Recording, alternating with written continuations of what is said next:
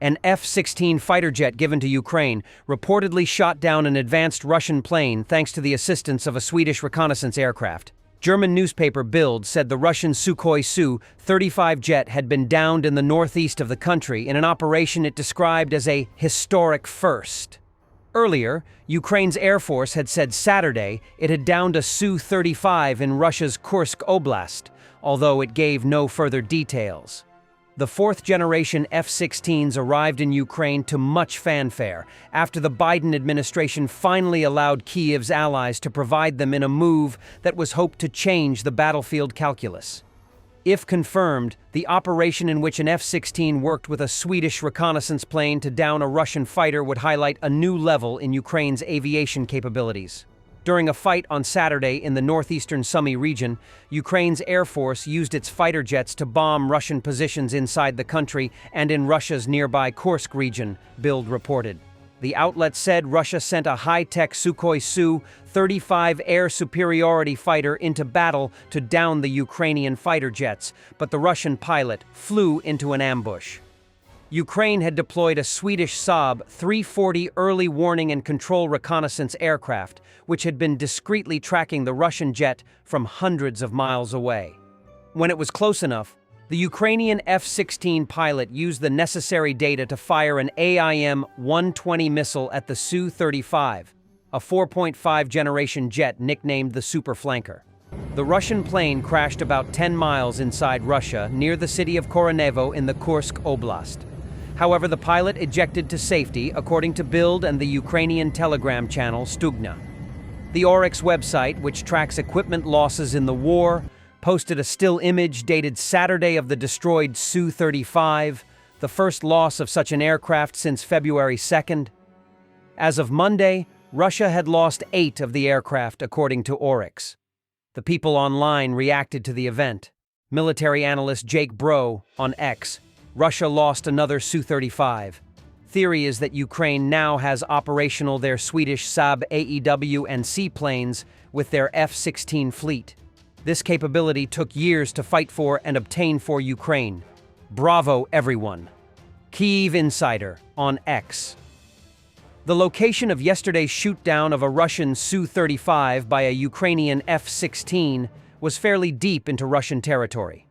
We must credit the skill and bravery here. Former Ukrainian Internal Affairs Advisor Anton Geraschenko on X. It is reported that for the first time in history, an F-16 has shot down a Russian Su-35 flanker. Thankful to Ukrainian allies for providing us with the tools. The Ukraine Fights Telegram channel. This is a historic moment, but now we have to camouflage the Saab as carefully as possible. Experts have hailed the incident as a breakthrough in Ukrainian air capabilities, and pro-Ukrainian voices on social media have praised the possibilities that Kyiv can neutralize Russian aviation and missile systems. A massive fire has broken out at one of the factories in Kazan. Reportedly, a paint and varnish workshop is burning, according to Russian media and Astra. A large fire occurred today during the day in the Kirovsky district of Kazan. According to reports, thick black smoke is rising over the city and is visible from the Volga embankment, from the Arakchino and Udino sides, as well as from the central part of Kazan. Russian media report that it was allegedly the paint and varnish workshop of one of the local factories that caught fire. According to their information, the likely cause of the fire was a malfunction involving a tank that stored solvent. On June 3rd, an explosion occurred at the Zavoljsky motor plant in the Nizhny Novgorod region of Russia. A major fire broke out at the facility and at least one person was injured. According to SHOT, around 11 p.m., a powerful explosion was heard from the direction of the ZMZ, and the blaze from the fire was visible. In addition, on May 31st, a large fire broke out at a factory producing galoshes and rubber footwear in Krasnogorsk, near Moscow. Columns of smoke were visible even in Moscow. But the most intriguing part is that the fire occurred just 10 kilometers from the residence of Russian President Vladimir Putin. In the past 48 hours, Ukrainian aviation has destroyed bridges and pontoon crossings, 4 UAV launchers, 2 command posts, communication systems, watercraft, and numerous Russian personnel using AASM hammer-guided bombs launched by MiG-29s. Ruta. Russia now produces in 3 months what NATO makes in a year: 1,500 tanks, 3,000 armored vehicles, 200 Iskanders. In 5 years, it could strike NATO directly. Hypersonics make European distances minutes apart. There's no east or west anymore, only NATO. Russia produces in 3 months what the whole of NATO produces in a year. And its defense industrial base is expected to roll out 1,500 tanks, 3,000 armored vehicles, and 200 Iskander missiles this year alone. Russia could be ready to use military force against NATO within 5 years. 5 years. Let's not kid ourselves. We are all on the eastern flank now. The new generation of Russian missiles travel at many times the speed of sound. The distance between European capitals is only a matter of minutes. There is no longer east or west. In Kyiv, a farewell ceremony is being held for 3 firefighters killed in the June 6th Russian missile strike: Pavlo Yezhor, Danilo Skadin, and Andriy Remenyi. They lost their lives while responding to the aftermath of the attack, rushing in to save others. 3 rescuers were killed and 16 others injured in the massive strike on the capital. In the latest Russian strikes on Kyiv, multiple ballistic and cruise missiles targeted the city overnight. Ukrainian air defenses intercepted most of them, but falling debris caused damage in several districts, injuring civilians and damaging infrastructure. These attacks come as part of a renewed Russian offensive aimed at pressuring Ukraine's capital and critical infrastructure. Russia has agreed to help North Korea set up sites on the divided peninsula to manufacture Iranian-designed Shahed drones, a senior Ukrainian intelligence official has said. North Korea is heavily supported by Russia and China, and last year became the first country besides Russia and Ukraine to commit combat troops to the war in Eastern Europe. North Korea has also been a major contributor of ammunition and missiles to Russia's war effort. International watchers believe Pyongyang is, or will be, receiving economic aid and a hand-up with its weapons development programs, including submarines and ballistic missiles, from Moscow in exchange for munitions, missiles, and troops. Russian President Vladimir Putin and North Korean leader Kim Jong-un announced a mutual defense pact in June last year, which was signed in November. Russia has agreed to help North Korea set up sites on the divided peninsula to manufacture Iranian-designed Shahed drones, said Lieutenant General Kirilo Budanov, the head of Kyiv's GUR military intelligence agency.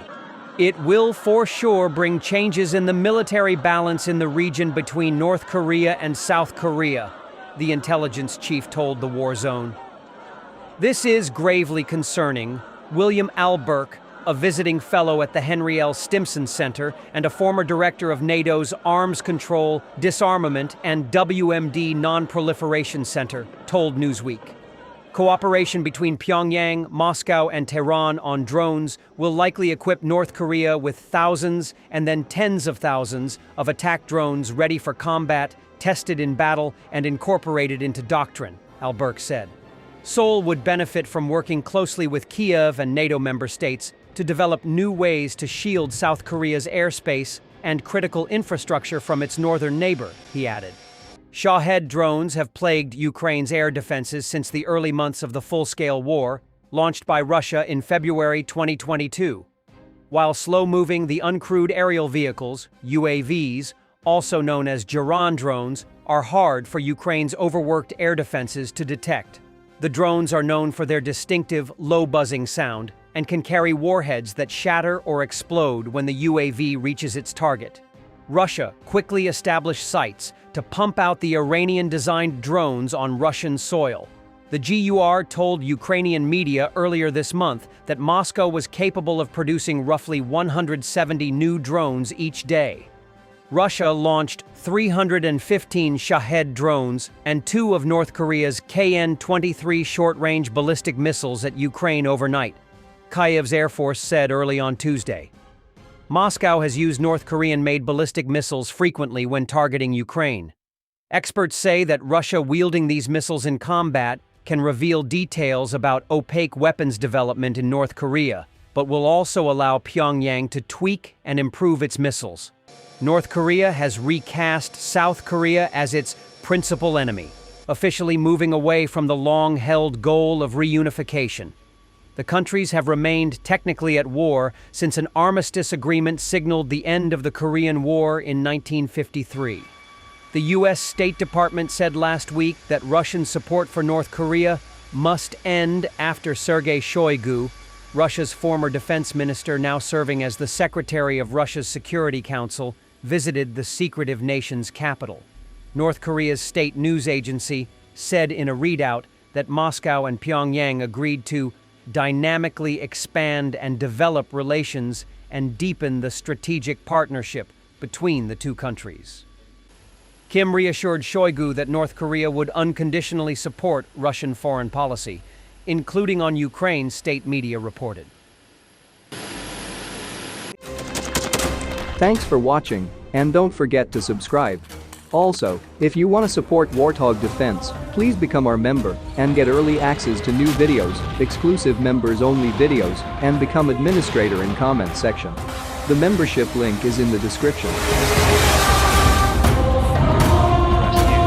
every day. We had a guy last week, it's 6 rescues in 6 days.